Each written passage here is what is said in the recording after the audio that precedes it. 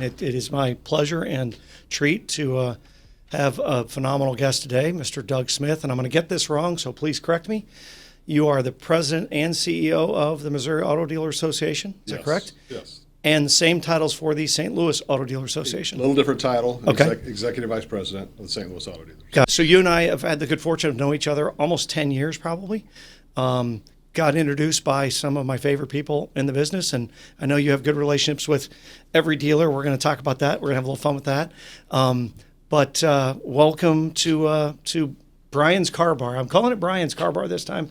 He's leading the way and doing it well for us with all of our guests. But thank you very much for giving us your time. Well, I appreciate you guys having me. Yeah, this is a very unique place, and I look forward to this conversation. We try to take everybody off with the ambiance of the room, and I don't think we've ever given a disclaimer that let's hand them a rose. We didn't decorate this. No. Well, we did decorate one thing. One thing, logo. The car bar. Yeah, and again, Steve, I appreciate you hedging your bet against the future success and virality of the car bar and allowing it to be called Brian. That's not the case. Not the case at all.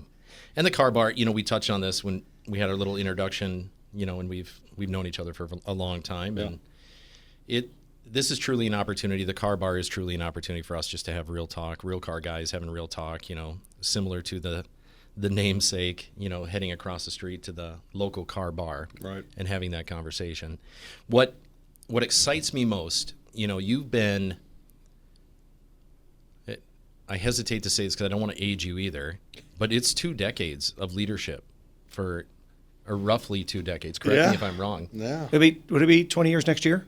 Yes, total 20 years. So I did 2 stints. Right. One as kind of a field guy, starting in 01.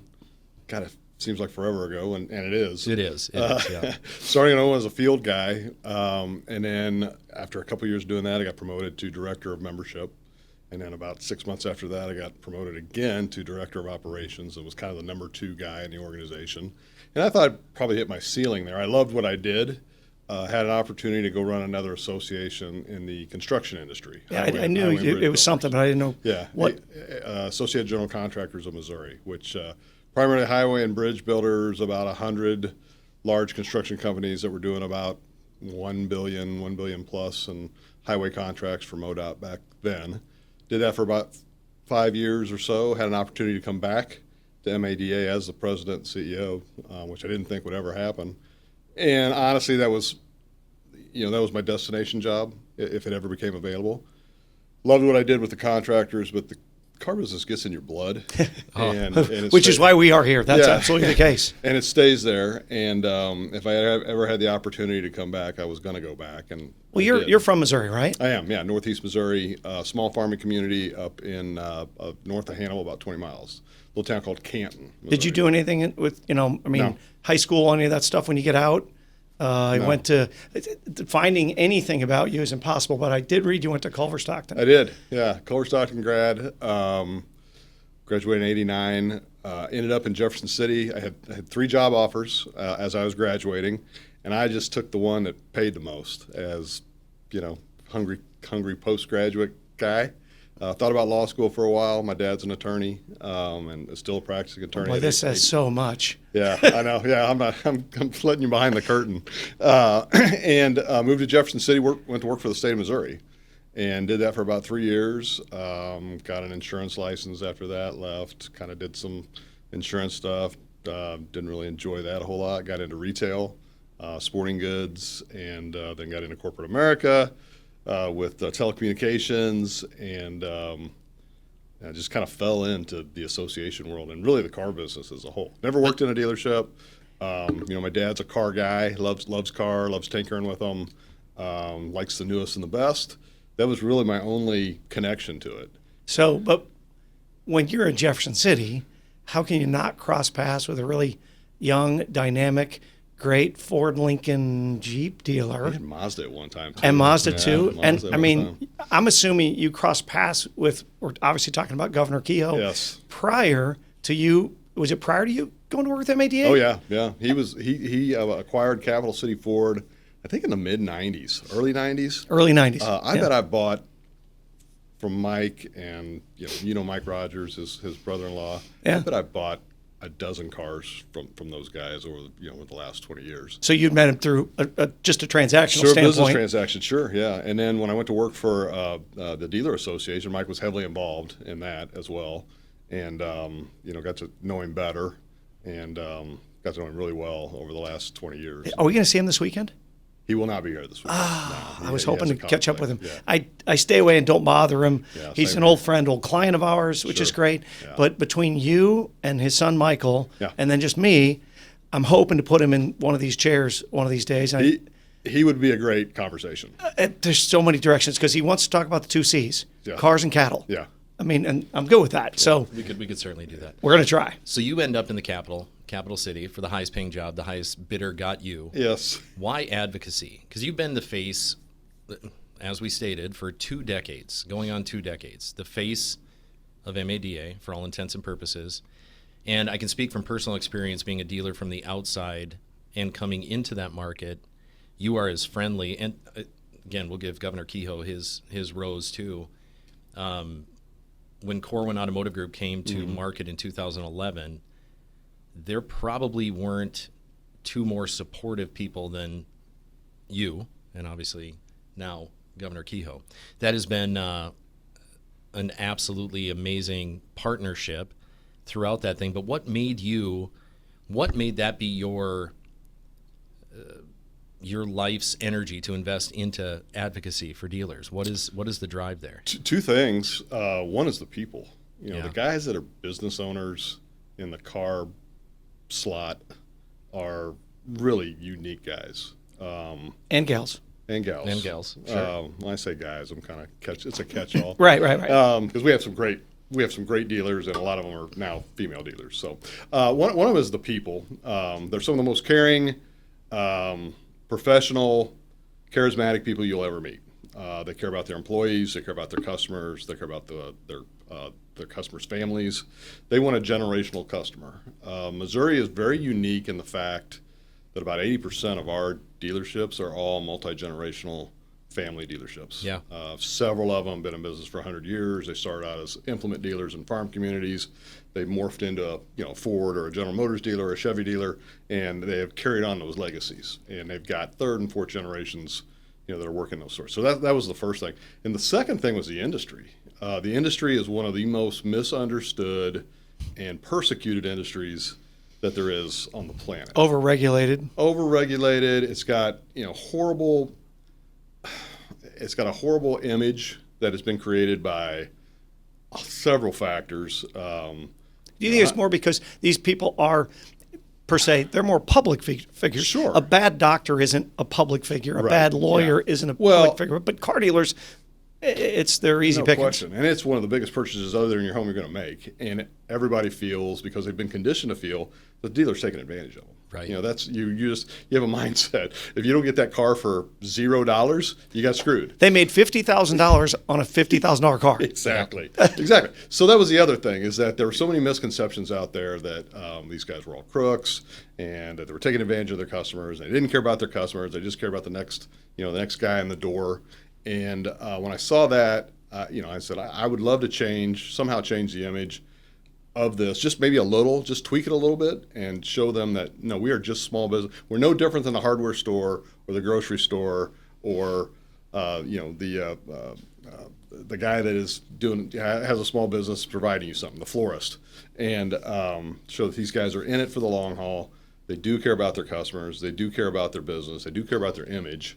And that was really that's what I think about when I'm in the advocacy mode of what I do for the association. I think it's an awesome point. And again, I think what gets lost on a lot of people, the average consumer, is that we are family owned and operated. A majority of dealerships are still family owned and operated, no matter, we combat and we discuss all the M&A that's going on in our industry and how the big are getting bigger and groups are getting bigger and all those other things. What it boils down to always, like anything, is the people and the local people in that community. No question. I think, and where I want to segue a question for you is, there has to be, I know there is, but there has to be in your role even though you want to change that image, even though you want to play your role, and it's not a small role, you want to play your role in helping dealers achieve that reputation changing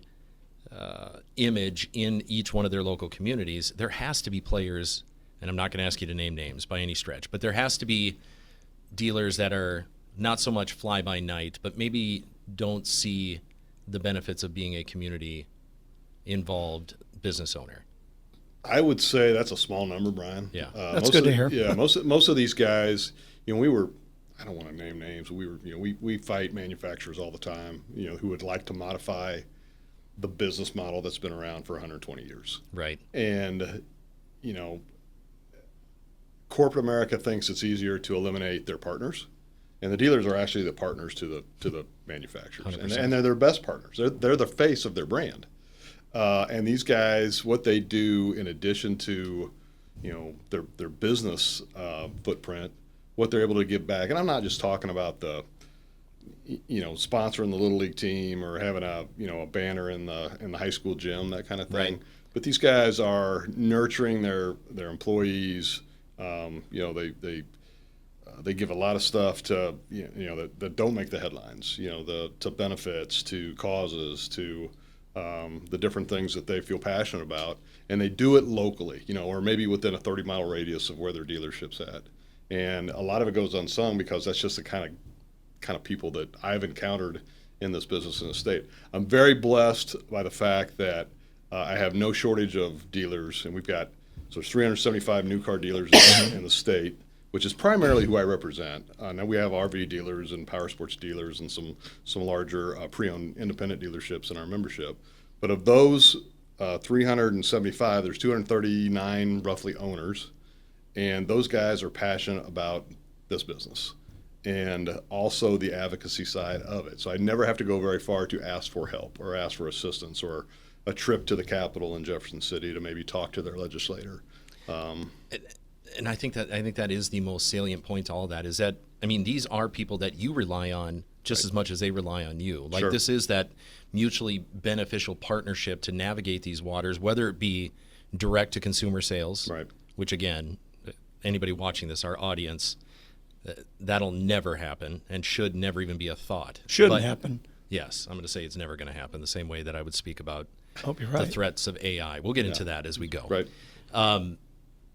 So again, that mutually beneficial, that driving towards that same end, I think is it's an extremely unique position to have, that type of partner that sees the good and that helps you strive towards that good, but also to have, you have a relevant, what some would call a 99% problem. Like, you have 99% of the new car dealers in the state of Missouri. I do, yeah. And I had a number of 380. You said 375. 375, yeah. But that is suggesting that's unicorn territory for any association.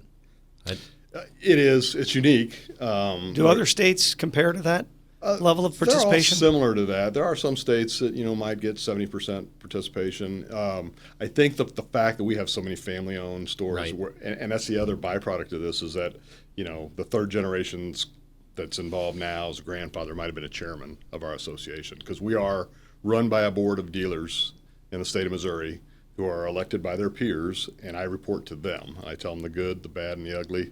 What's the scary monster that's lurking out there, and either statutory changes or. And I'm sure they all agree with each other all the time. Well, that was a nice, More time than often. Well, we've joked about the 375 personalities that you have to work with. Yeah. 377, including the two of us. Right.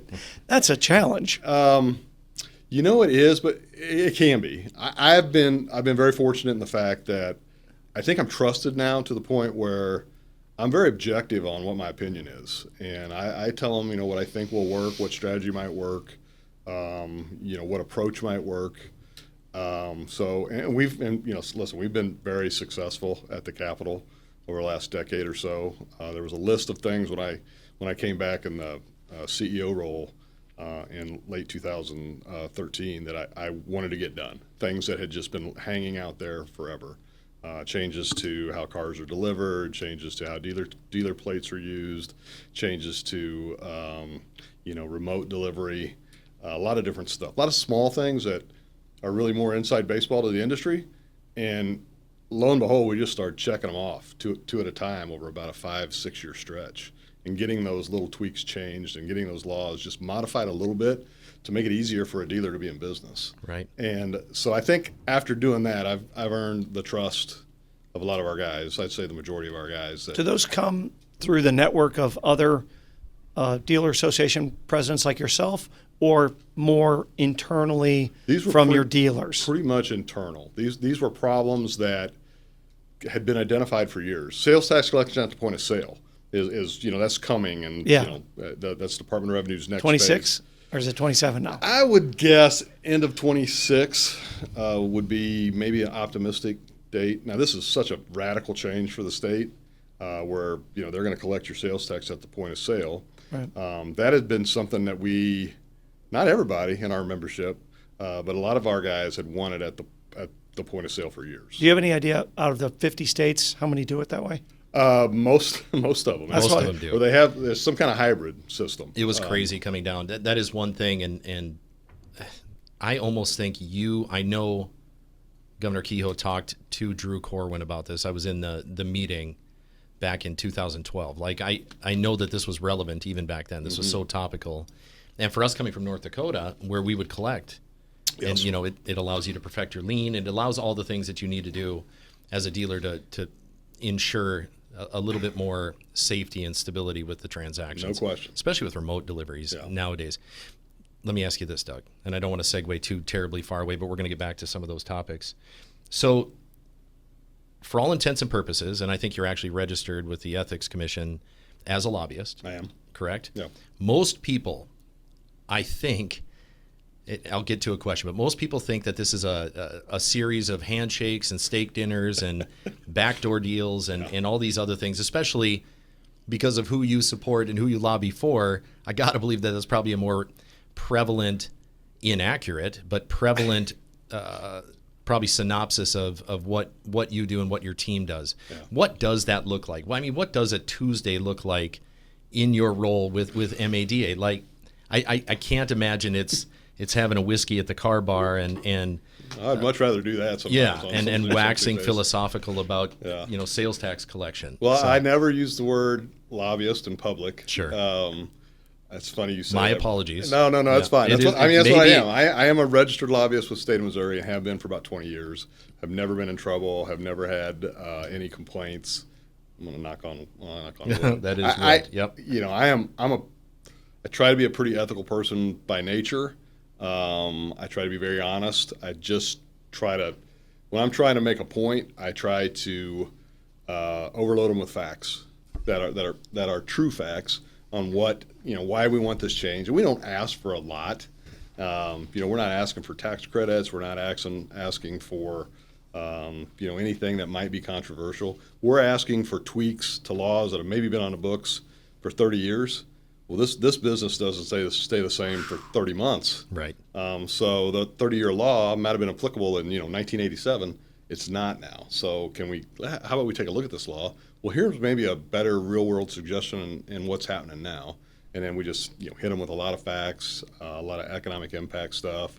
A lot of times I'll bring a dealer into the Capitol with me, because I might know that legislator as Senator X, but he knows him as Bill, who's the pharmacist in his town, and he grew up with him. So, a lot of times we're just hired outside interest, where if I bring dealer X to meet Senator Y, they can have a conversation and talk about grandkids and that kind of thing, and that makes the point way much more significant, I think. Your typical Tuesday. I'm catching my breath from Monday. Most dealerships are open on Saturday. A lot of stuff happens on the weekends. Those are kind of peak car buying times, Friday and Saturday. So there may be something that happened. I get a lot of phone calls on regulatory, statutory stuff. Hey, what does the law say on this? Or what's MADA's position on this? We have outside legal counsel that we consult basically every day on issues. And both of those guys are really good. They understand the business. They can get me answers pretty quick. We consult an attorney on HR issues. We've morphed into really kind of a one-stop shop, first shop for answers. Whether it's an employee, hey, this employee has showed up late 5 days in a row. What can I do to him under a discipline scenario? We also work very closely with the labor unions in St. Louis specifically, but also on the west side of the state. You've got union machinists who are the technicians in the dealerships, probably about 80% of the dealerships in St. Louis. Then you also have Teamsters Union, which are your porters and some of your parts guys. So we have that relationship also. So no 2 Tuesdays are the same. I can imagine that. And they're all over the place. But it can. I try to be a resource, a life raft, a comforting voice to the guys that have made the investment in us as an association. And that's really what I promise is, when somebody becomes a member of MADA, I'm going to do my very best to maximize their investment in us, which is really is small. We don't charge a lot for dues. We have a lot of other resources that help us keep in business and stay, a very viable business. But I'm there as a lot of things for those guys on a Tuesday. I can imagine it's hard to Here's the one compliment. I'll give you plenty of compliments. I shouldn't say the one, but this is the most prevalent compliment and things I hear about you from other dealers is simply that you listen. And I know that sounds it's almost like the most basic fundamental thing that you can possibly pay somebody but to a dealer, to a general manager, executive manager, partner in a store, whatever the case may be, your ability to, almost be all things to all dealers, with a variety of OEMs, with a variety of issues, with setups and things like that. It truly is. That's a rose that you deserve to be paid. I mean, you listen to everybody. I kind of think of it might be corny, but I kind of think of myself as a partner in their business. When getting back to the word lobbyist, I'm riding back on a plane from Washington, D.C. one time. I'm sitting next to a guy, older gentleman from Texas, I think is where he was. We got into what we did.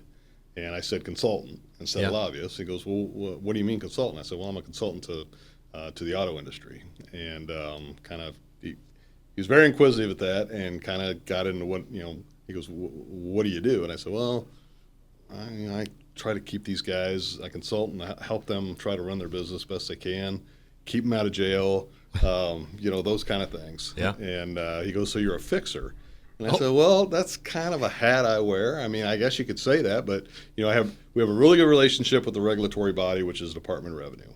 If someone gets in trouble for maybe, the wrong advertising or buyer's guides, those kind of things, and there's a chance that they're going to get some discipline, I try to head that off, and I don't do anything illegal with that. I just try to explain the dealer's side of the story, or get that dealer in contact with someone at the department who can kind of explain their side of the case. He's Mr. Wolf. I was going to say, and fixer, we've tied some industries. Michael Clayton, I think. I like the Michael Okay. Clayton stuff. But now we're tying the mob affiliation, the lawyers, everything kind of just trickles down to that sediment that is used car salesmen. I can't get enough of that. I'm curious, because you do answer to all these different people. What really dictates the direction that MADA goes? It's two-part. I make my recommendations to the board. Okay. The board calls the shots. Now I like to think I haven't steered them wrong, maybe a couple times, but I think it's few and far between. I tell them what I think will work. I tell them a strategy or approach that maybe we should take, and maybe an organization we should be a part of, those kind of things. I read a lot about the industry, and you guys both, you know how much this has changed. I was there when I started out. That's when 0% financing happened after 9/11. Yeah. And you know what that did to the industry. And then I was also I had just left the industry when Cash for clunkers. When the recession hit and cash for clunkers, and we lost 69 dealerships in the state of Missouri just because they were absorbed by the OEM. The OEM just came in and said, we're in deep financial trouble. It's not your fault, but we're going to pay you some money to take your store.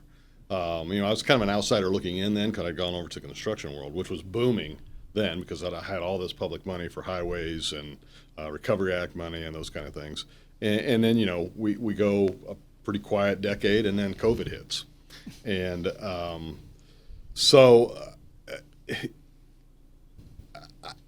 when COVID hit, it was really a life changer for me personally in terms of, I didn't know if the industry would survive. You were hearing all these dire things, and basically the world's going to be shut down. And these guys, operate on some really thin margins sometimes. And was it 2 to 4%? I sure. think Can they not be in business for 60 days? Those kind of things. They've got payroll to make. They've got cars to fix. They've got obligations to their manufacturer. So I made the decision that I'm going to supply as much information I can as and we have 114 counties in Missouri, and each county had a different kind of approach to COVID. Some were much more open, some were much more closed, and so I made my mind up. I was going to supply as much information as I could: CDC information, Missouri Department of Health information, local law enforcement, what was coming out of the Office of Administration, what was coming from the governor's office, and I just kind of dove in and devoted myself to providing as much information as I could. It was up to them if they wanted to read it. It was their choice, but I was not going to be lacking in the amount of resources I provided. And it was so out of the reach of what all of us do in a regular day-to-day car business stuff. Yeah. I mean, this was right. a whole different animal. Yeah. Now we work, a lot with public agencies. Most notably the state legislature and the governor's office. This was, I was getting information from Boone County Health Board, or I was getting information from, Stone County. What was their approach? And so that was a time that I really think that our members became very trusting in the advice that we were providing. And I would type something up, and I would get ready to send it. I would send it over to our lawyers and make sure I wasn't putting myself out on a limb or the association out on a limb. They would rubber stamp it. MADA, who was my administrative assistant, would send it out. And I've had dealers pull me aside, since then and say, I don't know what I would have done without you. And that hits home. Because, I believe that. Yeah, I believe that. I know exactly how much of a partner you are to them, and that's and that's just it. If they have a question about the industry that their OEM, their manufacturer can't answer, or their attorney can't answer, or whoever their other trusted advisor might be, come to me. I might not know the answer, but I'll find you an answer, or I'll find you an answer that we feel is legal, points you down the right path, and it's something you can live with. I got a question, and let you take a sip there too. You made a comment, and again, your role as president CEO, you make recommendations to the board, and you said, I don't want to quote you, but you don't believe or you can't remember that you've ever led them astray. Let me ask you a question. This is going to be a little pointed, and answer it, at your own risk. But is there ever a time where you wanted a mulligan back from a recommendation? And again, the reason why I asked this question, the reason why I propped up is obviously COVID. We were all making, split second, black and white decisions in a gray area. Like, it didn't make any sense to anybody. Operationally, I was at the dealership level running a store 26 miles north of Jefferson City. I know the dilemma, and it was something we've never seen before, and something we'll never see again. I hopefully, God willing. But with that being said, and maybe it is to that vein, but is there ever a time where, Doug, you stood in front of the board, made a recommendation, and then in hindsight went, I wish I could have that one back? That is a loaded question. I know. I don't have to answer. Yeah. There's probably I won't get into specifics, but we sued an auto manufacturer back in 2014 over their business practices. Turns out we didn't have standing to do it at the time, legal standing to do it, but we did, and we had some success at the circuit court level. But in hindsight, we didn't waste. We used a lot of resources. We spent a lot of money. We put ourselves out on a limb, both media-wise and social media-wise. We took a lot. I got death threats personally. Oh my gosh! I had all kinds of stuff happen as a result of this court action. And if I could do that, I'd go back and do that over. I would have. I wasn't really sold on going down that route. If I could do it all over again, I would have tried to talk them out of it. That's a mulligan. It leads to a question that's been sitting here in my head. how often does your phone ring from an OEM? Do you get contacted by the manufacturers directly? Not a whole lot. The manufacturers all have their local consultants, lobbyists also in town, in Jefferson City or in the state of Missouri. That's kind of my first point of contact on a lot of stuff. Do they have them here because they all, we're fortunate in Missouri. We were, St. Louis in specific, back as late as the early 80s, we were the second largest auto producing city in the country behind Detroit, which I don't think most people don't know that. Now it's dwindled. We've lost some of the final production stuff like a Ford plant, the Corvette plant, but we still have GM plants. We still have parts, a lot of parts manufacturers in Missouri. And I would assume they come running to you sometimes too? Not a lot. Because they don't need. Yeah, not a lot. We're a lot of times we're on opposite ends of the spectrum when it comes to legislative stuff. Okay. A lot of the things we try to modify are some practices that OEMs still do in terms of pricing and maybe inventory and those kind of things. I have very cordial relationships with the two guys that I work a lot with.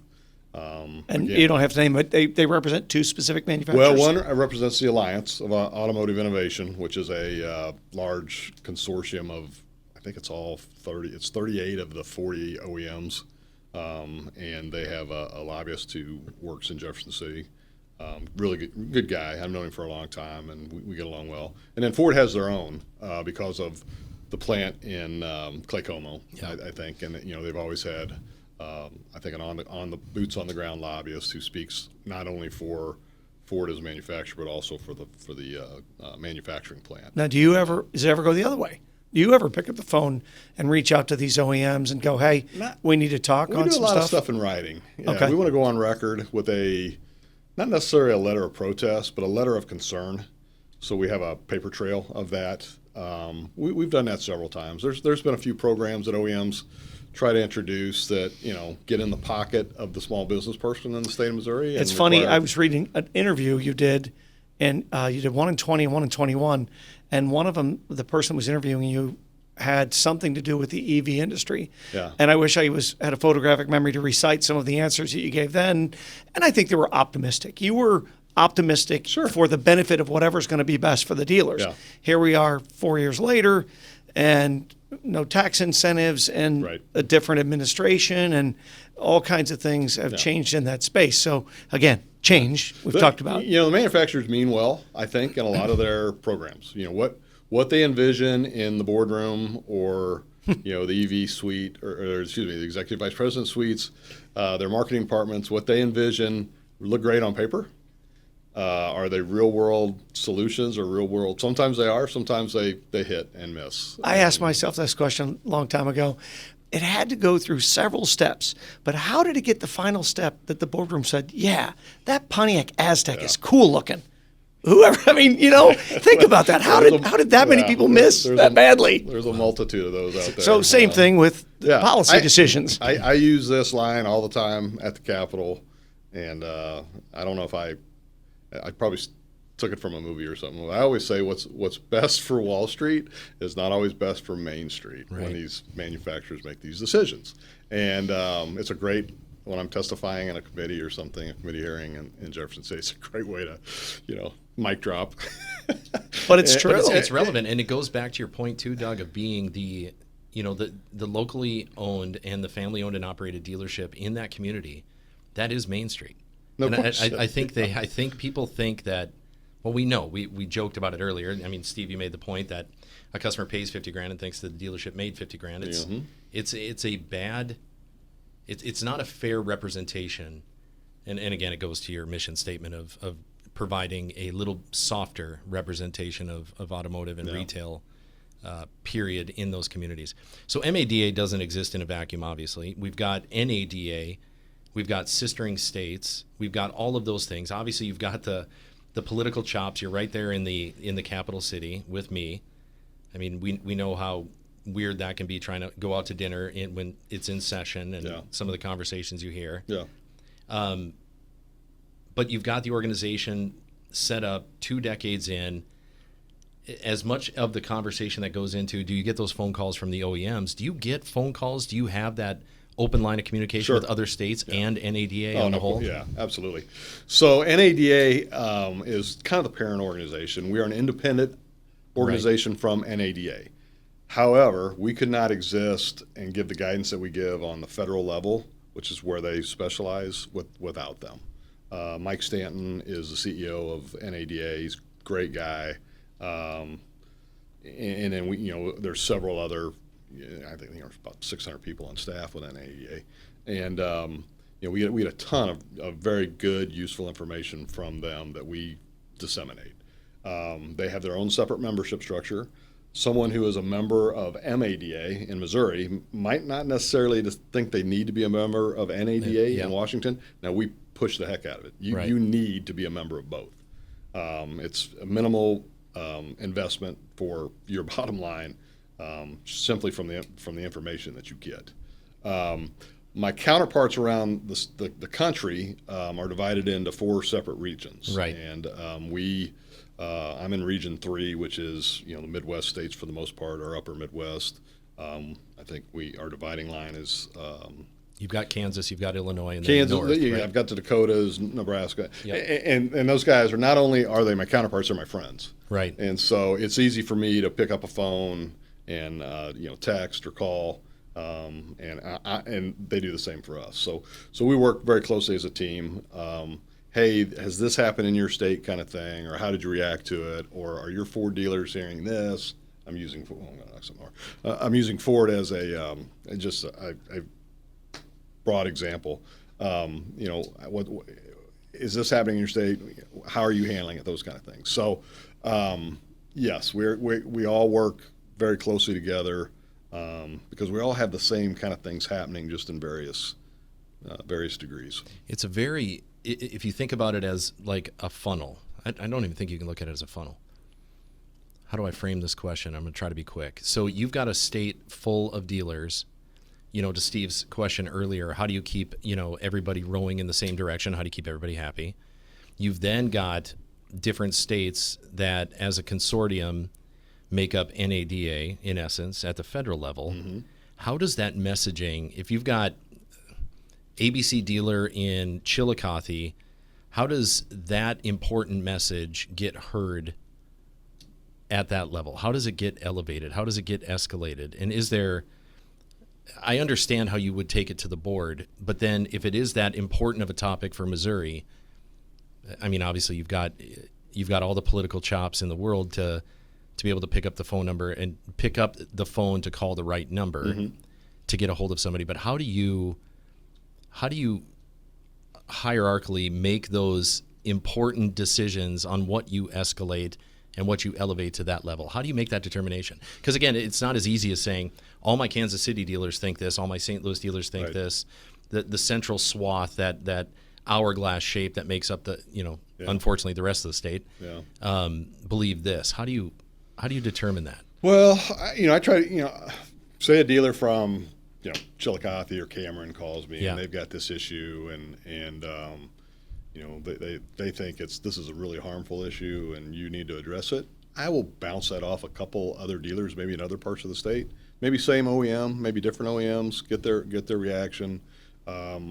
Anything that gets elevated to potentially changing a law has to go before our legislative advisory committee, which is actually getting together on next week to talk about the things we're going to look at working on for the next legislative session, which begins in January 26th.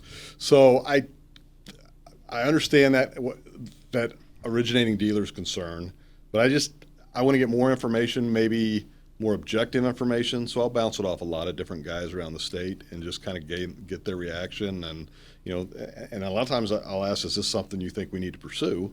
And I would say 75-80% of the time they say, yeah, we probably need to look closer in the law, get a legal opinion, get a further analysis on what a change would do. When there's a law change, no matter how big or small, there are a lot. It's like a ripple, or it's like throwing a rock in a lake. There are a lot of not a lot, but there are unintended consequences, and you have to be mindful of that. And you don't have to change one law and then have to modify 2 or 3. You want to be do as much research as you can before you take those steps. So any dealer concern, that anybody has that's in our membership, I take to heart, and I try to find out as much information, whether maybe they're overacting a little bit, maybe I can put them at ease, or this is really a problem that we need to fix. Are you at an advantage or disadvantage when, with our approach to NADA based on we've got 375 dealers, Ohio's got 875 dealers. Right. I don't know how many Texas has, or Montana doesn't have many. Does that give you any strengths or weakness when it comes to going to the national level for you? I don't think so. I think they're very, if it's a concern, it's something they look at, whether there's 80 dealers in that state or 380 dealers in that state. They look at it, is it a valid concern? Is it something that's truly affecting the industry, and should it, should they take a closer look at it? I have never gone to NADA with a concern where I have not gotten kind of pushed off to the side, or, well, until it's an issue in Texas where there's 1,500 dealers, we're not going to worry about it. Is there that many down there? Do you know? There are about Oh, that my many, goodness. yeah. Who's got the insane. most? California? I would say it's between California, Texas, and Florida. Those three states have, I'd say, about 40% of NADA's membership. Wow. And, Car dealer I utopia. never realized it was that. yeah. It was And that. those are all very car-centric states too. Not a lot of public transportation, and they're large and spread out, and they do a lot of volume in terms of car sales. Oh, cow. Before all of our time, MADA played a role with the 80s franchise laws that were written. MADA Yeah. did, right? Right. With that being said, MADA helped design that blueprint for franchise laws, and you know where I'm going with this. But being an advocate for the retail automotive industry as it's been constructed, how much of that, I don't want to say is at threat, but I certainly want, we're going to protect the names of the innocent, and there are very few innocents in this for people that are pushing in that direction, but we won't name names. But there is a push, obviously, to subvert and or even eliminate franchise laws. Mm-hmm. How much of that plays out at the state level? How important of that is your hierarchy of Well, yeah, they would have to topics? change our laws specifically in order to, manufacturers are these massive global companies, and they have all kinds of expense. And at the end of the day, these are publicly traded companies. They want to see profit on their balance sheet. They want to see their stock price stable. They want to see the stock price go up. And the push over the last 15 years has been, well, we think we can eliminate the dealer and make the process easier for the consumer. That's how they're beating the drum. Right. This is going to be better for the consumer. We don't agree with that at all. Getting back to the Governor Kehoe story, I bought my cars from Mike and from Mike Rogers, one, because I liked them, two, because I trusted them, and three, they took great care of me. And there's dealers like that all over the country and all over the state of Missouri. St. Louis, for example, people buy from the names that have been here for decades, Right. because I've named them before. They're great ones. We Sure. don't even do business with Bomarito's, the Suntrips, the Sinclairs, the Fuses. I mean, there are some, the Munganess. Yeah. I'm missing somebody and don't mean to intentionally, but they're really good families. They buy from them because their grandpa bought from them, and he took care of them, and gave them a loaner when they needed a loaner, and always got them in for service work. Price was fair. There are multitudes of generations around the state of Missouri that they buy because of the name on the building. I've said it to, what do you want to call them, normies or whatever, people that aren't infected with the car disease that we have, that come to me and go, oh, I bought this great new car, and they're excited about it. And I have to act excited, and I don't mean to be phony about it, but they're cars. And I've been doing this for almost 40 years, and they don't get that excited to me. And they go, well, do you think I got a good deal? And it's the worst question in the world. And I answer it the same way every time. Did they take care of you? Right. Oh, they were great. Then you got a great deal. I mean, I hate to say that, but we've talked with some other guests before, and you talk about the value of service. That's where it's at. Sure. You're not overpaying for, I don't care what it is you went out and spent your money on. Yeah. If it's a meal, did they take good care of you? Yeah. And if there was something wrong with the meal, did they take care of it? that's what it's about. It's no different in this business than You're right. any business. And it's not a wealth issue. It's if you feel like you were taken care of for the value of your expectation, that's a win. That's it. That's a perfect analysis of it. It is. I mean, you buy because you're comfortable buying. It makes no difference where it's the grocery store. I'm a Schnucks guy, Jefferson City. I go to Schnucks all the time. I go there because... Thanks. We're looking for endorsements. Schnucks will be a good one. That's good. They got deep pockets. I mean, we can certainly use that. We'll link you below. Because it's a great shopping experience. Right. It's easy. The staff's friendly. They have great department, great meat department, great produce department. I go there because of the brand. I go there because of the people, and it's the same way with an auto dealership. You've had a good experience with Schnucks. No question. So it's a sad state of our planet, and we're not going to fix it here or any other place.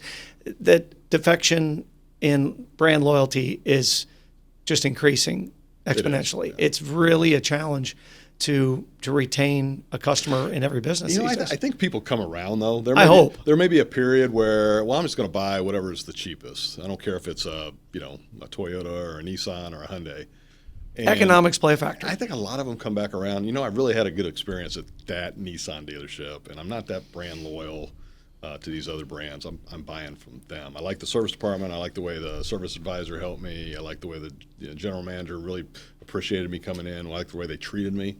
There's a lot. I think it's cyclical. A lot of people, I have kids in their 20s, and I think a lot of them are like, well, I'm just going to get the cheapest. But and then 4 or 5 years later, they're going to be like, well, I really like buying from him. I saw him at church. He was such a good guy, and he treated me great, and he knows my dad, that kind of thing.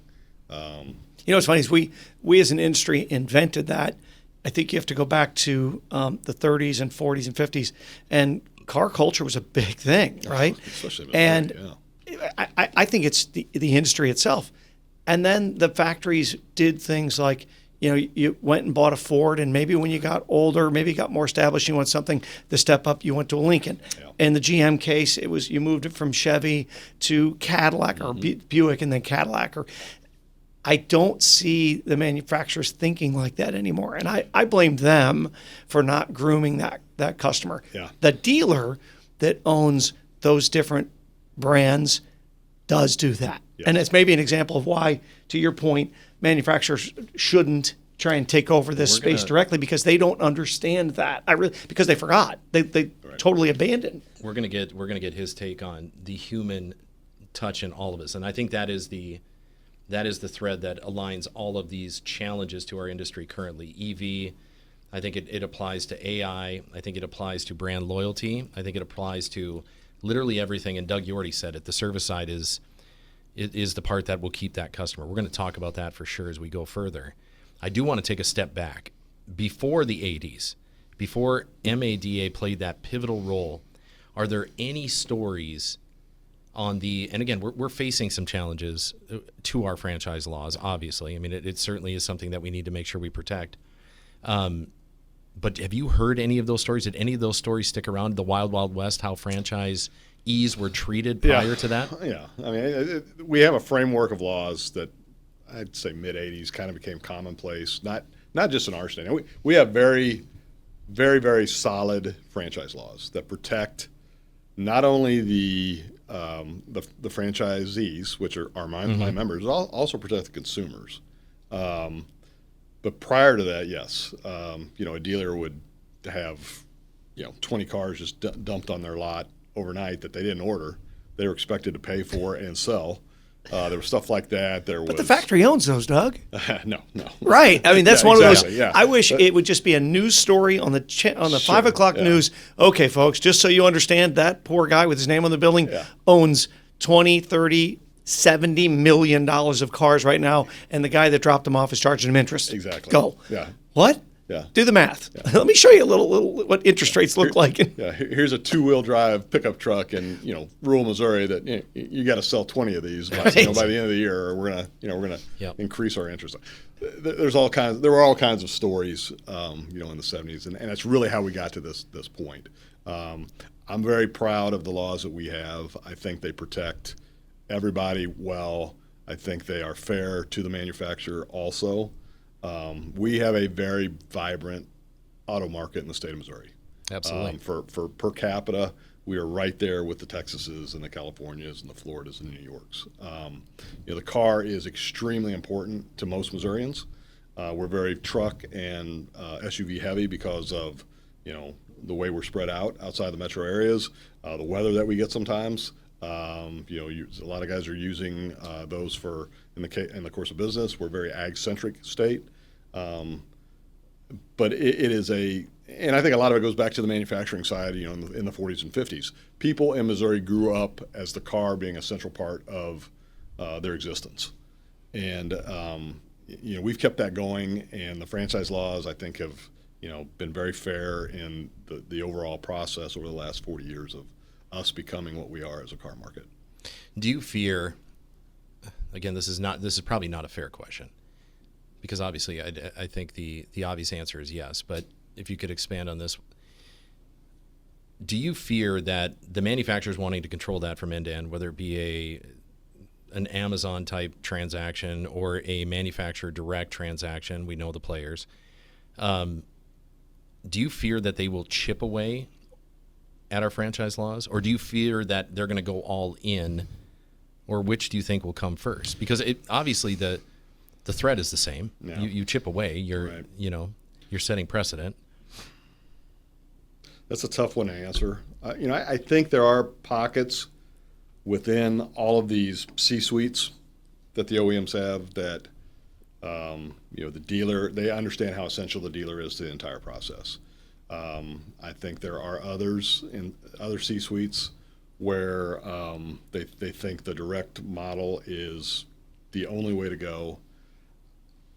It comes down to the comfort level of the manufacturer and what they want their image to be, I think. It's been tried before, direct to consumer sales, Right. and it's failed miserably. Ford had a program, I hate going back to Ford, but they had a program in Oklahoma where they actually owned a corporate store. It was Salt Lake City, Oklahoma City, Yeah. Portland, Maine, I Yeah. think, and there was a fourth city. We have a client, I hope to join us one of these days, who butted up against that Right. and was very successful in Yes. not becoming a part of it. Right. But I'm sure it wasn't the easiest thing to do. It was before my time, and it was unsuccessful. Mid-90s. And they realized that the dealer was essential to the comfort level, to the satisfaction level, to the consumer likability level, and they went away from it. But this is cyclical. Even in my 20 years, we've seen a real push to do away with them. And then we've seen other times where there's been a lull, and they try to enhance the relationship with their partner, the dealer partner. Are they trying to follow the Tesla example? Is that what's Well, I driving think it? I think in their mind they look at Tesla's stock price, and they see their stock price, and they say, "Well, this is why." Well, it's not. I mean, Tesla has many moving parts. It's an amazing company. I don't really have a political affiliation. I have to be kind of agnostic. But I think a lot of it gets down to who's in the White House, who's run the congressional side of things. Are we going to see it again with, I guess, Volkswagen and the Scout brand? Well, I think Scout would like to sell direct. I know there's going to be some states that, in my estimation, I don't know this for a fact, but will step up and file lawsuits and say, no, you can't do that here, which is helpful to us because if you get court precedent, because our franchise laws they're not identical, but a lot of them have the same principles. Right. And if you can get one court to weigh in and say, no, that's not what the law says, then they'll have to either change the law or sell through dealers. And we actually have modified the law a little bit, and Tesla can sell direct. There's I think 2 Tesla dealerships in the state of Missouri. They sell quite a few vehicles, and that model works for them. We think the dealer model works best for these other companies. And there's hours of conversation we could have about the relevancy of EV, the success rate, what it'll be. Sure. It's changed dramatically in a matter of months. Yeah. I mean, that's obvious as soon as tax incentives were gone. I think I've read somewhere in the 30% drop range in interest. The consumers don't have the same interest. And here, I'm not going to bash it. I am an EV owner, one of our vehicles in my household. Right. And from a metropolitan standpoint, it works great. Sure. But if we're going anywhere long distance, it's the conversation's over. But everything has its place. I just don't think you can mandate it. And that's what somebody tried to do, is mandate what we have to do. I don't think it was allowed to grow organically. Right. It was like, hey, here's $7,500 if you try this. Well, or manufacturer, you're going to build this many vehicles. I mean, how does that work? That's the other side of it. We've never been anti-EV. I'm pro-dealer. If they want to sell something that runs on a steam engine, if the consumer wants to buy it, that's just it. We are all for it. There is an amount of force-fed nature behind the policies behind EV that was very, and we're going to get into consumer behavior. That's what's going to drive the whole conversation as far as trusting the dealer network and prioritizing the dealer network, that human interaction, right? But force-feeding policy in the form of technology really didn't sit well, and especially doesn't sit well in Middle America. In Middle America, what they call flyover states. It's such a pejorative, but it just doesn't sit well with us. We have an extremely independent consumer by nature for everything. They're going to buy what they buy because they want it, not because somebody's telling them, hey, you need to do this. It's going to, save the planet. It's going to, simplify your life. They buy it because it fits their lifestyle. Were you in the middle of any of the manufacturers that were out here, starting to force feed their franchisees of what they had to do with EV stuff? Were you guys in the middle of it? We were. Now, there's certain things we can't do because of antitrust laws. But I was certainly giving my opinion. I don't think I wasn't seeing that organic growth. I was seeing these spikes, right? Because an incentive might be increased or modified. I wasn't seeing. Missouri's still at about 4% EV penetration. Most of that's in the metro areas. A lot of it's in St. Louis. Is it heavier here than, say, Kansas City or Cape? It seems to be. Or Springfield? Those are being the four, or Columbia? Yeah, it seems to be. Columbia's got a nice pocket of EV penetration as well. You see it, again, you kind of see it go hand in hand with the political mindset. You've got a more Democrat presence in St. Louis County, St. Louis City. Same way with Boone County. Same way with, Jackson County and St. Louis. That seemed to be the way things were trending. EVs are fantastic vehicles. You own one. I drove one for a little bit. It was great. I loved it. It's a tremendous driving experience. I'm going fast. Was it right for my lifestyle? Absolutely not. Oh, you especially. Yeah, charging. I'm up and down I-70 a lot. Right. Either direction, and I travel a bunch for my job, and our charging infrastructure is really subpar. If that ever improves, I think you'll see maybe some more interest in EVs. That's a lot of money. That's trillions. That's not billions. That's trillions. Absolutely. I think we'll see battery life extend 1,000 miles before we ever see that. Yeah, if you can get to solid state, if they can figure out solid state batteries at a affordable level, that's the game changer. So we would never put you in a corner on some of this stuff. And that one, I was kind of backing it a little bit, but it triggered something else that's similar. You spoke earlier, and we're thankful we have so many multi-generational families in our direct business market that we all answer to. And I've experienced this on too many occasions where when the next generation is coming up and coming along, the factories at the door, and I hate to bash on any particular factory, and I won't name one, but they're ready to change the rules of the game for that next generation. They are. Is there any relief for these guys in saying, hey, wait a minute, my family's represented your brand for 70, 80, 100 years. We have some here.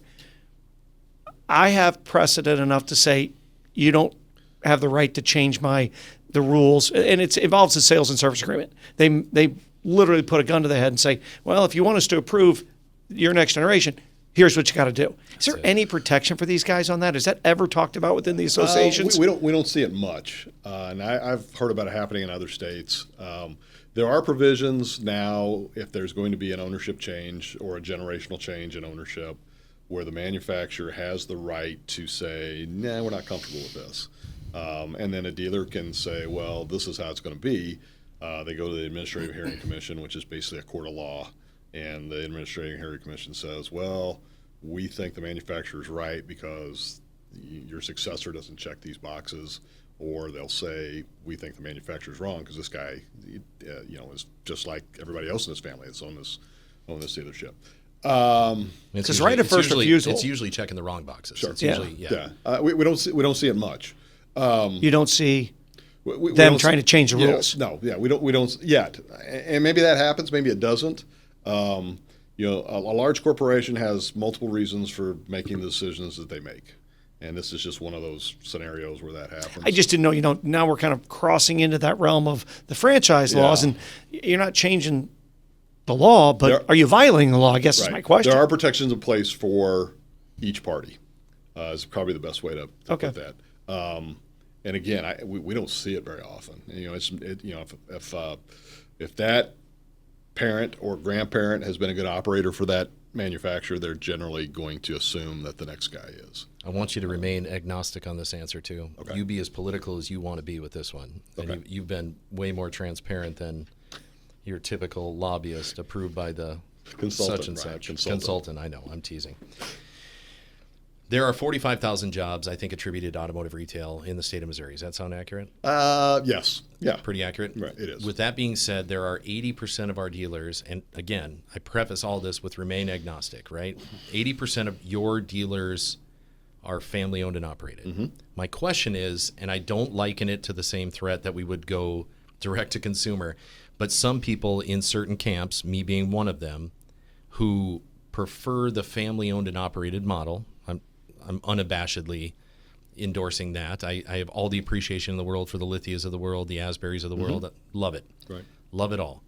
But as M&A becomes more and more, and that's mergers and acquisitions, as that becomes more prevalent and them targeting the state of Missouri, probably staying out of the union side of things in St. Louis, Right. I think we have some protection there. A little bit. By default, maybe. But with that being said, do you see, I don't want to call it a threat, Doug, but do you see that chipping away at your membership, and do you see that as an issue?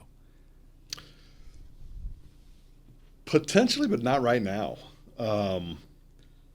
We've had an influx of out-of-state kind of multi-auto group acquisitions over the last 5 or 6 years. Those guys have generally been, very, very easy to join us. Understand.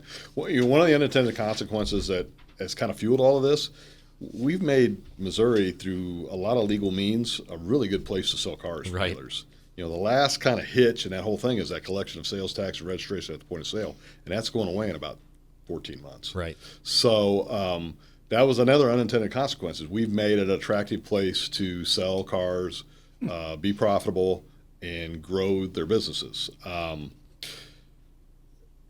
I think over the next 20 years, we're going to see a lot of the same things happening. We're going to have a lot of generational guys take over. We're going to have a few that just say, hey, I don't want to do this. The offer I'm getting from this out-of-state group is too good for me not to sell to them.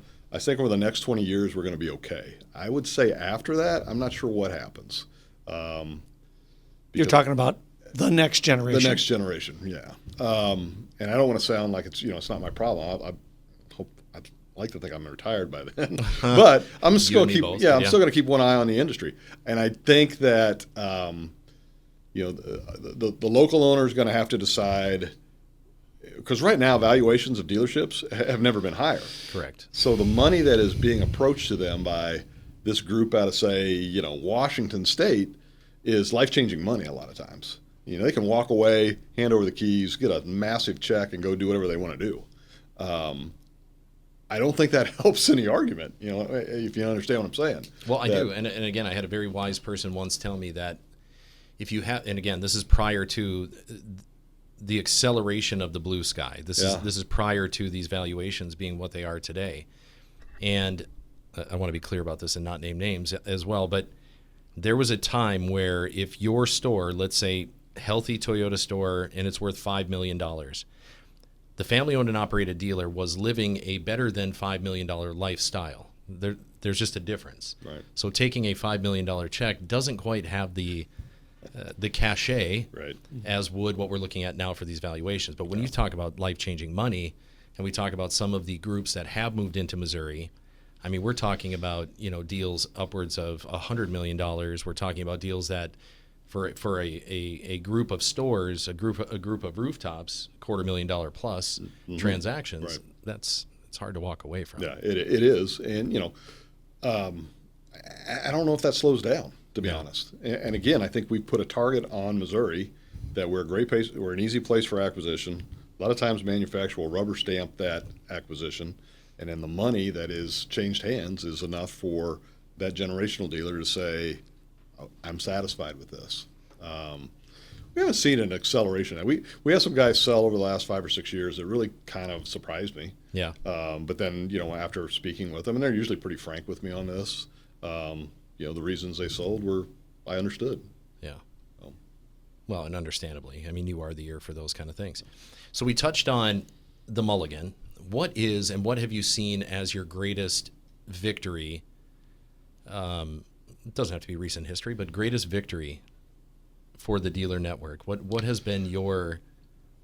There's a couple. One I'm really not comfortable talking about because it deals with some things that I think perception could be misconstrued. The other is and it's a little one, but use of dealer tags on loaner vehicles was a big one for our guys. It saved a ton of money because a lot of times, for a loaner fleet, guy had to buy those. He had to buy them from his inventory, maybe at cost, maybe a little over cost. Title and license it, and then have it in his fleet for X number of years or months, and then turn it over and put it in his pre-owned inventory. Now they don't have to do that. And our biggest argument was, this was one of those laws from 30 years ago that didn't make a lot of sense now. It was going to be a great selling tool. I bring my old F-150 in for an oil change. A savvy salesperson or sales manager will say, hey, take this 27 F-150 out. You got some equity built into your car. Take this out while we change your oil, see what you think. Right. That has been unbelievably successful, Yeah. A successful concept, and it's worked well. So that's a little thing, a little change. And basically just change a few words saying that if a customer is in a dealership for service work or a recall or a warranty, they can use a D-tag on a loaner vehicle and drive that until the service work's done. Instead, they would have had to put them in a loaner vehicle if they had one. If they had one. With the rate of recalls right now, that would have been tough to do. And it's a small change, but it had a huge benefit. Either that or we, and none of us do this, but either that or we load the lips of our guest that dropped his vehicle off for service to suggest that if he is pulled over, he tells the officer that he's test driving that vehicle and or put enjoy it. Put a demonstration agreement in it, and we still recommend that anyway. But correct. That was a little change. Doesn't seem like a big thing. Saved our guys a ton of money and headaches. And headaches, for sure. And again, it does ease the wheels and allows us an opportunity to puppy dog close our customers and put them in a vehicle and get them excited, smelling the interior. Oh, yeah. I'm a car guy. This I'll is throw a nice it out. car, You're right. So nice. they changed this. Oh, I like this. We call this the vehicle exchange program. Get on board. 2021, we saw new car inventory become the constraint. Yep. And again, I'm sure your phone was ringing. I'm sure that that was probably the most interaction you had with OEMs. I would certainly assume, based on, hey, how do we get more cars? What's going on? What is the nature of the business? What we've seen now, unfortunately, is we've seen a flip from new cars to used cars. Correct. With the SAR being adjusted, obviously late in 2025, and the outlook for 2026, new car, probably not. I would propose that the arbitrage for 26 is going to be used vehicle sales. Period. End of story. If you're not great at used cars, you better get great at used cars. Yeah. How do you approach those calls? How do you? And again, I'm gonna color this a little bit. I've gotten phone calls from more dealers than I can count. I've gotten phone calls from auction house operators asking me to find a used car guy. Like, this is the topic Right. as we move forward, in my estimation.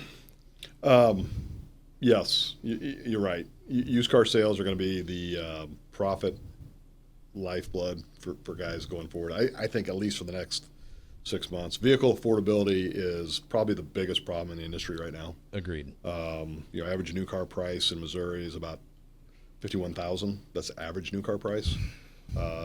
And used car price has increased with that, not at the same rate, but it's now about 31,400, something like that. I think was the last thing I read. I would say you're very close. We're kind of in the middle of all 50 states in terms of expense. Yeah. So if you have a vision or a strategic plan, I think used vehicles is going to be a big part of it. I will always check, used car sites around the state to see, what kind of inventory they're carrying, what kind of pricing they have on that, what kind of volume they have. And I think a lot of guys have stepped up and realized that, this is going to be a big part of, not as big as it was during COVID, 20 and 21, 22, when there were, shortage of new cars. But from affordability standpoint, most of the customers are going to come in looking for something in that, I think that mid 30 range, low 30 range, more than they are a $60,000 car. And it used to be commonplace to be able to do that and have that affordability conversation. But now what we're facing, again, this is more of a global look. But I do want to hear your take on that affordability. I want to pull that thread a little bit further. We're talking about interest rates that we have no control over. Again, we can, and in your role, probably do have those conversations with OEMs about, hey, we need, for our dealers, we need more money. We need to move new cars. Yeah. We need to do all these things. Come on, give us a better interest rate. But affordability is an impossible thing to navigate for most of our dealers currently because of what you're talking about is cost of inventory being at $31,000. I think that's probably depending on where you're at. If you're truck heavy, if you're SUV heavy, might be even a little bit light. No. I mean, there was a time in 2019 at the store I was at where I was buying 2019 Grand Caravan GTs with 30,000 miles for $19,500. A year or two later, that same 2019 Grand Caravan GT with 50,000 miles cost me $30,000. Right. So we've taken consumers from literally a $300 a month payment, $350 a month payment to a consumer, doubling their car payment. Right. How do we navigate those waters as dealers? How do we best protect ourselves? And not a fair question by any stretch, because if anybody has that answer. I think it's going to have to, you're right. There's no simple answer. I think the manufacturers, in my opinion, again, my personal opinion, manufacturers in a weird spot because they are selling those vehicles that are $100,000 or $80,000, and they're selling them quickly. And because of that, they're not going to quit manufacturing those to adjust to a less expensive vehicle. And that is driving. It's a lot of what's driving the price up, the average vehicle price. On the other side of things, it's tough to find a entry level. They all have at least one, but it's tough to find an entry level car or small SUV that is going to be less than $40,000. Right. And couple that with fuel prices, which are slowly going down. Couple that with insurance, property tax, all the different things that are funneled into car ownership. It has a huge impact on the average person's bottom line.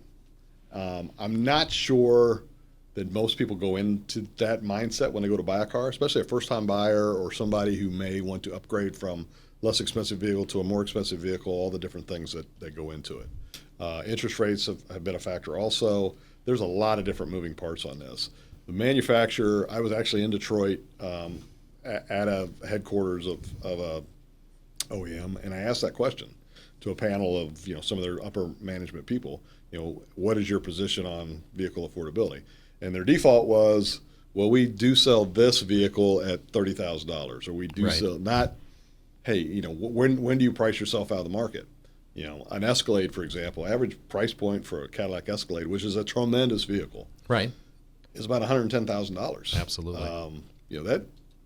There's not a lot of average Missourians that can afford that vehicle, but they sell in about 24 hours after they get off the transport, because it is an it vehicle. It's something that people want. Only every single one that's delivered gets sold. You're 100% right. It is unbelievable. Within 24, 48 hours of being delivered to the dealership. Right. And I think it's a lot with 3/4 ton and 1 ton trucks. It's a lot with premium vehicles, and that is affecting the price of everything else in the marketplace. I think that's as positive a spin and great as an answer as you can possibly get on that impossible freaking question. Well, thank you. Yeah, it's and me as somebody who promotes an industry that wants to sell cars, it's tough for me to say, hey, consumers need to stop buying these vehicles, and that's going to make the price go down. That's not self-serving for me, and it's certainly no, and not something I would ever say. I ask the question, and I frame it as such because I'm sure that is the phone call you get. And I know these dealers rely on you for, hey, you've been to DC or you've been in these dealer groups. What are you hearing? What are people doing? What are they? What can we expect? Right. How can we succeed in this current system, in this current landscape? I'm going to ask you another impossible question. AI adoption. For all intents and purposes, automotive used to be, or was, and likely still is, the tip of the spear with AI. Right. We had chatbots, we had autoresponders, we had CRM plugins that we could utilize. No. Automotive retail was the tip of the spear for AI. Okay, so now we're at Chat GPT, whatever, and now agentic AI allows the consumer to prompt AI and say, find me the best deal, here's my trade, here's my interest rate. What do you see and where do you see this? Again, impossible question. That's how we're going to have to title this thing, Philip. We're going to have to title this episode Impossible Questions, not the car bar, Impossible Questions for 2026. Not a great answer, but I think it's going to be adapt or die. Because this technology is transforming not just our business, transforming everything. I still think there's a place for that personal touch in the car buying process. And some people will not embrace, some consumers will not embrace AI. And they'll they'll be, I want to talk to a real human being. I want to talk to Brian, who sold me my last car. And I think there's going to be a lot, but I think that's going to dwindle over the years as AI becomes more and more prevalent and advanced and just an integral part of the whole process. I don't know where it goes. There are several companies out there that are AI companies that are now getting into the automotive retail space because they do understand the potential impact for this industry is way higher than it might be for others. And I think they're focusing on that. And how can they adapt it? How can they make it more streamlined? How can they improve it? If I pulled 10 of my dealers aside and asked them the question what they thought about, I'd get 10 different answers. And that's fair. I think right now I still feel we're kind of in the beginning stages of all this. We'll see where this goes 12 months, 24 months from now. But I do think a lot of the mindset is adapt or die. I want to build on. Is this going to go along down this path of you buy a car and everything, all the options you want for the car are going to be some sort of subscription based? Well, some manufacturers are doing that now. We're there and already. It's poorly received by a lot of their. I'm waiting for the time when you buy a car and you have to pay a monthly subscription so you have air conditioning. Put a quarter in just to get the exactly. Coin operating ones. Yeah. My son just had to do that on his vehicle. Yeah. He wanted remote start. There's been some test projects, some test piloted programs in Europe on this with some of the European brands, premium European brands. Horribly received. Now, so this is how to run your customer off to another brand 101? Yeah, maybe. Yeah. Or how to really get them dissatisfied with your product. And I think that will make the people in the C-suites notice. If we're losing somebody from this premium auto manufacturer to this other who doesn't BMW to Mercedes or whatever. Yeah. Because navigation's that way now. Sure. And it befuddles me.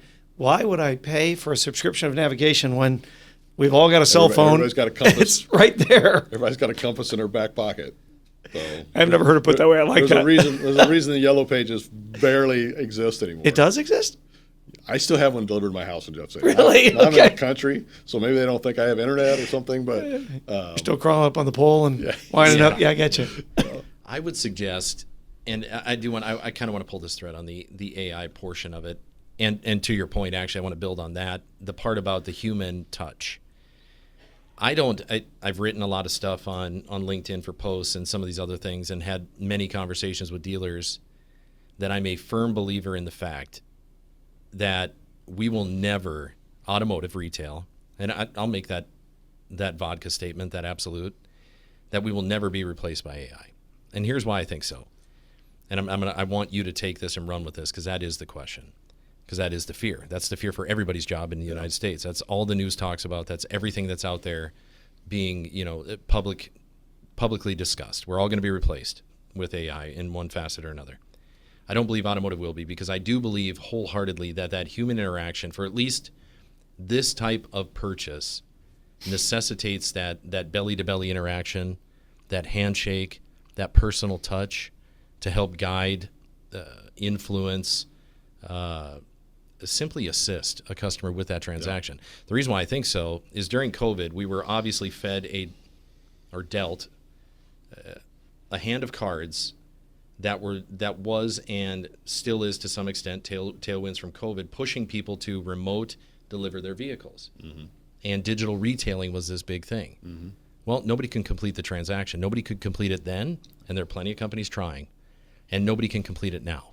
I do not. And even if it's just the finance office that remains, and then you've got some concierge type of delivery, that used to be salespeople maybe reassigned or reallocated within the dealer structure. I don't believe, I don't know if I'm delusional, Doug, in all of this, and tell me otherwise, but I don't believe we'll be replaced. I would say we're a little bit insulated in the Midwest, Mid-South, whatever you would call the state of Missouri.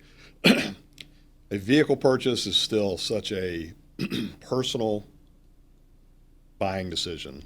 There's that whole trust factor. 100%. And if you're talking to a computer, which is what you're doing with AI, where do you have that? I mean, AI doesn't have a soul. AI doesn't have to look you in the eye. AI is performing a function that it's programmed to do. Not always accurately.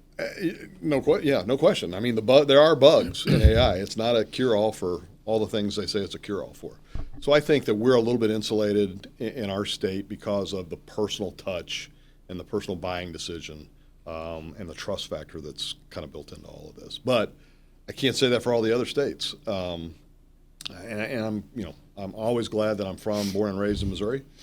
But this is another one of those reasons, because we're a little bit cautious to adapt to the things that everybody says you have to adapt to.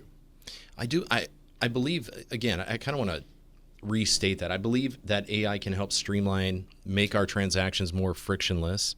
I think there are a million different applications, but I think it's always going to boil down to that belly-to-belly interaction, that human interaction. Sure. Here's the reality. This is just my take.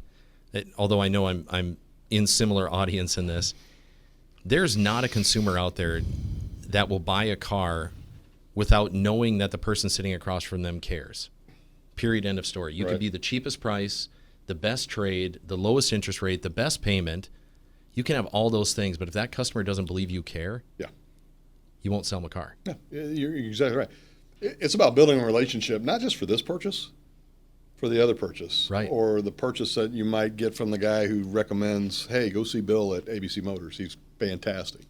And I think there's still a very prominent mindset that that's the best way for a salesperson or a dealership to grow their business and grow their book of business. We've established dealer network and salespeople stick around. If we've accomplished anything today, those are the two things that I think so. we are sticking with. Yeah, I would agree with that 100%. So, go ahead, Steve. I'm sorry. MADA can't fight every single battle. They can't allow every single vendor into the inner circle.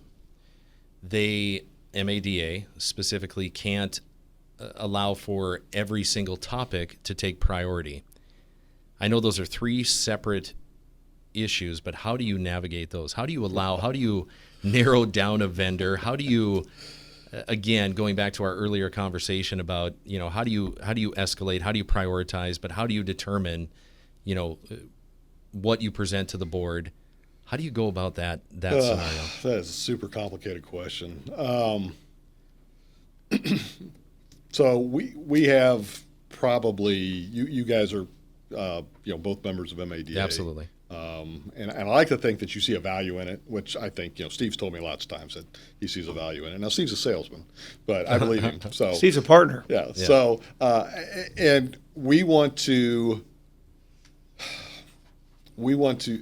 My personal opinion, if you are involved in the auto industry, retail auto in the state of Missouri in any capacity, whether you're selling coffee to dealerships or copy paper or janitorial supplies, you should be a member of ours. Because we are there to protect that industry.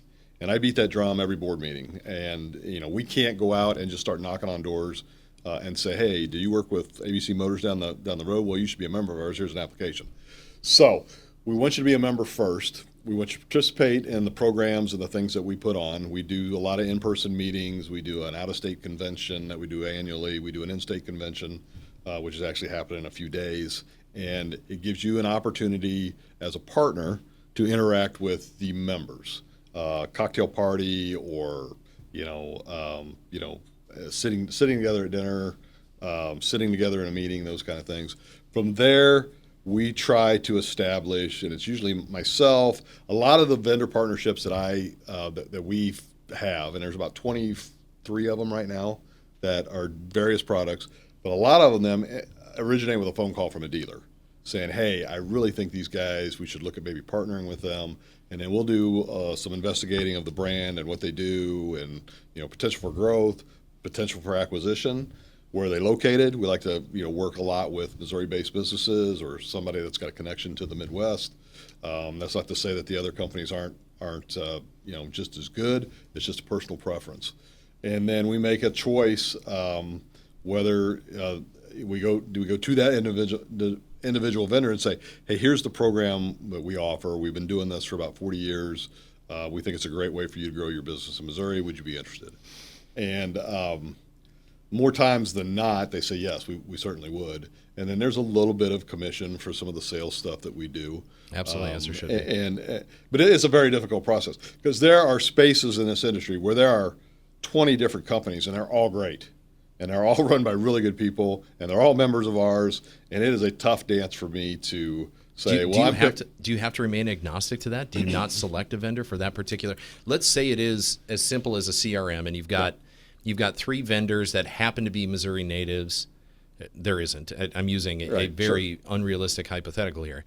3 CRM companies all reside in Missouri. They all feed the same monster that we're trying to feed. Right. And they've all been recommended the same. Do you then just say, no CRM this year, we can't endorse? I'm speaking in generalities, but I want to frame that. We have done that with certain product lines. A lot of times I'll take it out of my hands and I'll give it to the board. Well, maybe we'll have all 3 kind of listed on a board anonymously, or we'll have all 3 come in and do a 15-minute presentation on why they should be selected. We don't do that very often. We have done that. There are times where it's a product line where I like all 3 products, and I think all 3 products would be great, and I just say, hey, we're going to take a pass on it for this year. Yeah. We'll revisit it in 27. But the partners that we have chosen to become recommended or endorsed vendors, whatever you want to put it, have been carefully chosen in a lot of different ways, I guess is the easiest way to say it. And we monitor those guys annually for performance. If they're not delivering on what we think they need to do, or maybe they have a shakeup and they've got a different salesperson that's now working the state that's not as good as the guy that left, or maybe there's been a management shakeup and the manager is not as attentive to us, or kind of discounts us for any reason, we will make those changes. These are basically contractual agreements that are analyzed about every 12 to 18 months. I mean, I can speak firsthand to this. When I left retail automotive, I went to work for a national company, but I literally was at a lunch table with one of your administrators and was flat out told, if you don't perform, probably not going to be back. And unfortunately, and I'm not going to name names. You can look on my LinkedIn if you want to figure out who I work for prior to, if somebody wants to do some deep dive, you certainly can look.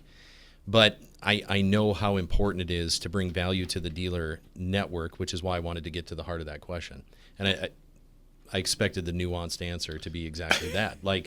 I can't imagine it's as easy as saying, I like you best, come with me. No, it has to be, do you apply to a majority of our dealers? Can you do what you say you do, right? And can you deliver? Delivering on the promise is Yes. a big one too. And we get very, very few complaints on any of our recommended vendors that maybe something has gone wrong. And if we do, that's a red flag. That's the first thing we look at is, are these guys butting heads with their customer, our member? And we don't see that very often. Sometimes there's acquisitions where somebody will come in and buy that company and the service level goes to crap. Turnover is Yeah, was absolutely. the issue that I was alluding to. Sure. You can, whoever wants to do some deep dive on that, feel free. So, you do wear several hats, but let's call it 3 hats. Again, we're going to call it consultant, right?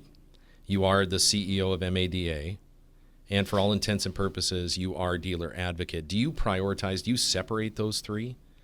Or are those all? They are all. They're all Doug Smith. They're all worn at the exact same at time? the same time. Every morning I go in and make a list of about 10 things I need to do. And I work very hard to try to get through that list because I prioritized it in my head. 9 times out of 10, that list, I might get through 2 of them before the phone rings or an email comes in or I get a call from somebody on our lobby team.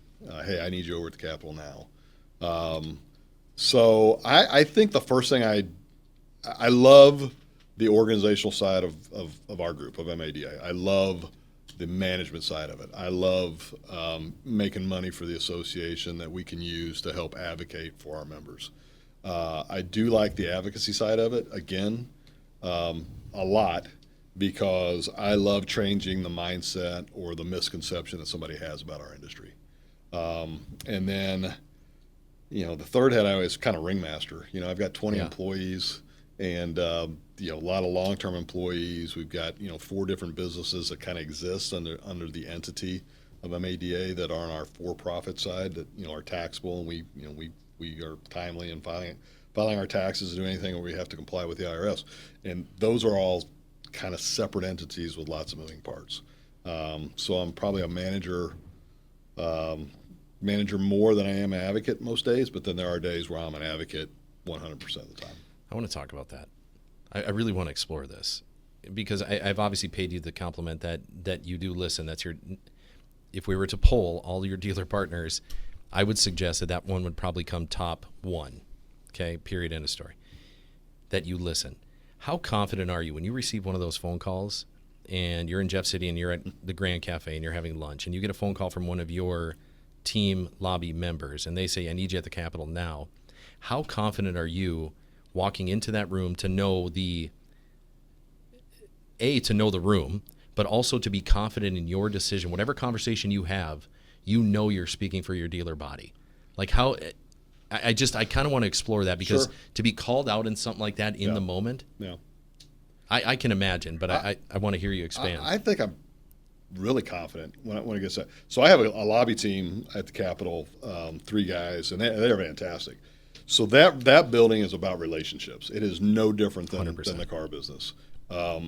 If they trust the guys that are advocating or speaking on my behalf or our association's behalf, that is 80% of the battle. I am usually there to clear up maybe something they can't answer or add another layer to the requests that we're making. They know the legislators better than I do because they're over there all the time. And that is by design. They trust those guys. They know those guys on a personal level. They're social with those guys. I am just kind of, for lack of a better term, their boss. And they assume I'm as good a guy as those guys. And I think I am, most of the time. But I am really, if they hear it from me, it might give more validity to what we're asking. I would assume, again, I kind of want to pull this a little bit. You've got your 4 guys that are over there full time. How often do you have conversations and update them on it's not as easy as suggesting that here's the temperature of the dealers, now go march. It's not that easy, right? The questions that are being fired at these lobbyists, I would assume, are way more nuanced than that, way more in-depth than that. Mm-hmm. When they're literally in the moment having that conversation, are they as confident based on your giving them the direction on the daily basis? I Are think they so, that yeah. confident to deliver I that? think so, yeah. I'll have daily conversations every couple days, especially when the legislature's in session, because they are constantly talking about, hey, Bill 1917, we'd really like your support on this. Well, can you explain it to me? They know enough to explain it. Hey, here's what this would fix. Here's why it's important to us. It's when they get to the legislator who may not be familiar with how the process works, and the lobbyists, they can dive deep, but sometimes not deep enough. Right. That's a lot of the times where I'll go in. Hey, will you come meet with legislator A just for 15 minutes? He has questions about this. And a lot of their questions are, well, why would the state of Missouri do this? Or why would the manufacturer do this? Or why would you guys like this? They don't know what they don't know. Correct. So a lot of times it's, not getting too rudimentary on why there's a change, but explaining it in real world terms that, hey, this needs to change because they just don't do it that way anymore, that kind of thing.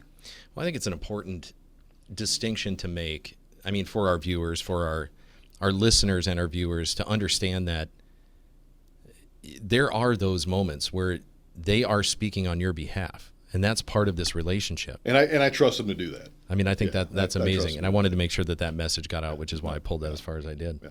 We've got guys have been doing it a long time. Term limits in Missouri have changed a lot of the way that people lobby or consult. Right. But we've done a really good job of identifying who understands our business, who would be a good advocate on whether the Senate floor or the House floor, arguing on our behalf or against an outside interest behalf. We've been really good at identifying leadership, guys that will ascend to the Speaker of the House or the Pro Tem of the Senate, and we've done a phenomenal job of that, in my opinion. So that helps too. If you get to know those guys that are going to be in the capacity to help you with your goal, then we've done a phenomenal job of that. It's all about relationships. Absolutely, everything. It is everything, literally. Yeah. But I want everybody watching this to understand that that's the nature of why we're sitting here together. But it's also the nature of what you've established in the state of Missouri with your 380 dealers, 375, and then also on our dealer network's behalf, just giving us that backbone, giving us that dog in the fight. Like, I think that's extraordinary. Yeah, I appreciate it. Yeah, I agree. I mean, Brian, you have been in this business. You know how it works. You know the Missouri car market is unique. It's strong, and you know what we've been able to accomplish over the last multiple years in getting things that will help the business community, and particularly retail auto.